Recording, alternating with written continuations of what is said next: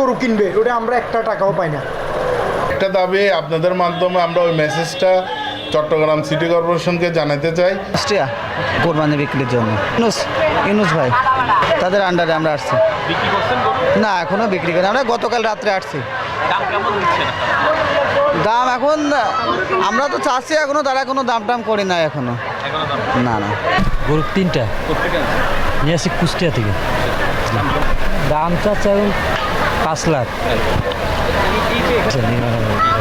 না না এখন আমি তো মানে এই আমার ফার্স্ট আর কি চিটাগাং আসা, আমি তো আর অতটা আমার ইয়ে না, এটা আমার জানা না, আমার বড় ভাই জানে। আমার নাম মোহাম্মদ নাজির, রাজশাহী, কুষ্টিয়া, চাপাই নবাবগঞ্জ। গরুর সাথে আর খাসি আনছি। খরচ হয়েছে ধরেন গরু পড়ছে ভাড়া 1,500 টাকা, খাসি পড়ছে ভাড়া 400-500 টাকা। এখানে মনে করেন ডোকা নিচ্ছি 1,80,000 টাকা ভাড়া এই কোরবানির 10 দিনের জন্য। এখন বেচা কিনে হলে আল্লাহ রাতে মনে করেন বাজার বাড়তেও পারে বা কমতেও পারে, ওটার কোনো হিসাব কিতাব এখনো বোঝা যাচ্ছে না। বোঝা যাবে শনিবার রবিবার। ইনপাস করছি, এখন ইনপাসে লাভ হবে না লস হবে সেটা বোঝা যাবে পরবর্তীতে, এখন তো আর বোঝা যাবে না। এরকম কখনো কেউ জিজ্ঞাসা করে নাই আমাদের থেকে, কখনো আমরা এটা জানিও না। সবাই যেরকম করে আমরাও এরকম করতেছি। এটা আরও ধরেন সাগরিকা বাজার আজকে 20-25 বছরের বাজার। কাজটা কখন ধরতেছেন ওরা নিজেই তো আমাদের খবর নিচ্ছে।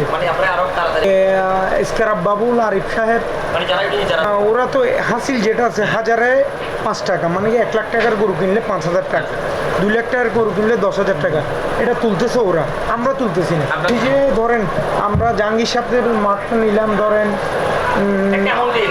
অ্যামাউন্ট দিয়ে নিছি, তারপর আমরা তারপর লাইটিং খরচ করি, ব্যাপারীদের সাথে আমাদের একটা সম্পর্ক, ওদের থেকে আমরা কিছু টাকা নিই। এ প্রফিট হইলে এরপরে মোটামুটি গরু আসলে আমাদের প্রফিট হয়, আর গরু না আসলে একটু লস হয়, এরকম।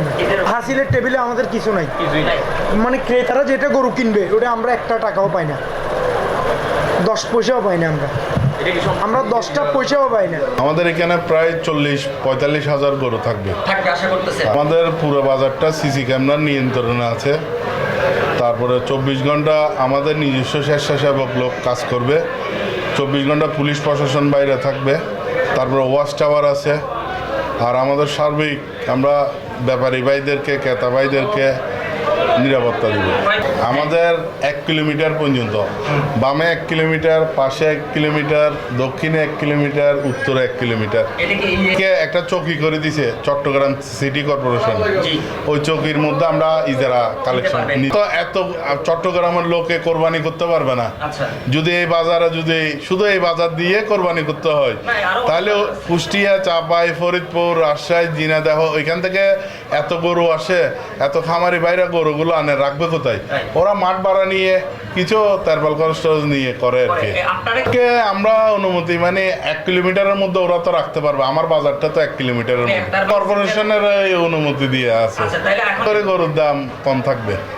কারণ এখন অনেক লোকরা কি করে, ওরা ফার্ম না করে উত্তরবঙ্গ থেকে দেখা গেল যে কিছু গরু আনে, সে ব্যানার লাগাই দিল সে এগ্রো, কিন্তু মিথ্যা কথা, সেটা সম্পূর্ণ মিথ্যা। ক্ষতিগ্রস্ত হচ্ছে, রাজস্ব বঞ্চিত হচ্ছে। আমরা 12 ঘন্টার মধ্যে টাকা পরিশোধ করে দিছি, একদিন সময় নিয়ে ওই সময়ের মধ্যে টাকা দিয়ে দিছি। আচ্ছা, তাহলে এখন আপনারা নিজেরাও কিন্তু এর ব্যাপারে উদ্বিগ্ন যে এই বাজারে এখন আমরা দেখলাম যে অন্যান্য এটার চেয়েও আমাদের একটা দাবি আপনাদের মাধ্যমে আমরা ওই মেসেজটা চট্টগ্রাম সিটি কর্পোরেশনকে জানাতে চাই, যেগুলো অবৈধ যেগুলো হাট বসতেছে ওই হাটগুলো ভাঙার জন্য আপনাদের মাধ্যমে এই মেসেজটা দিচ্ছি।